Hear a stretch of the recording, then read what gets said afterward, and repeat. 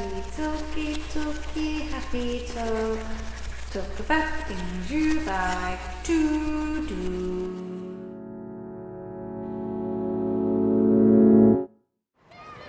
First time I got drunk was at 15 years old.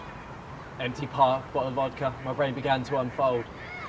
Wobbling around, spouting nonsense with friends, it was quite harmless fun, and that's where that story ends. Over the next year or so, I got drunk once or twice. 2-litre bottles of cider, whatever was low priced. Drunken dramas were a specialty of my friends at the time. A couple of drinks in us and everyone had a bit of a cry. Breakups, makeups, grudges and beefs, intoxicated tragedy became a running motif.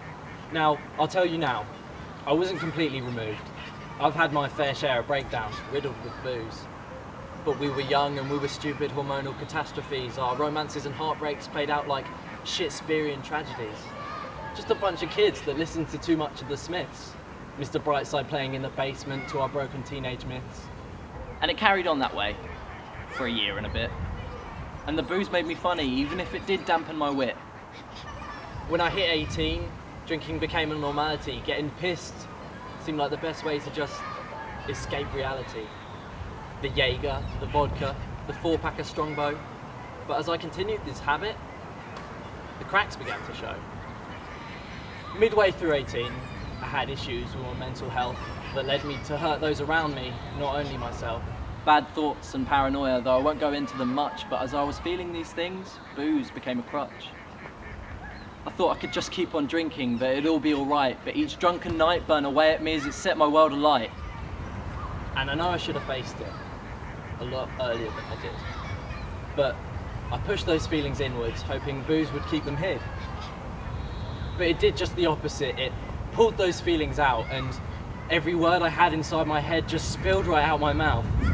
And I'm sorry to everyone that had to put up with me those nights, crying in the kitchen and trying to start up fights. And there are a select few that I put through the worst. I swear I never meant to, and in apologies I'm well versed. Eventually, I guess, things had to come to a head. I didn't want to exist, and I'd rather stay in bed. I'd burnt every bridge, and I'd broken every heart, and through ignoring my own problem, I'd torn my own world apart. So, I decided to get help, and set my problem straight. And it did get better, even if for some stuff it was too late. I think I'm in a better place now, though the feelings come and go. And I still have problems with my drinking, but my awareness of it grows.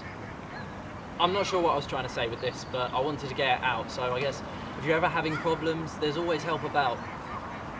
And if you feel like it's too much, like you really just can't cope, as cheesy as it sounds, there is always hope.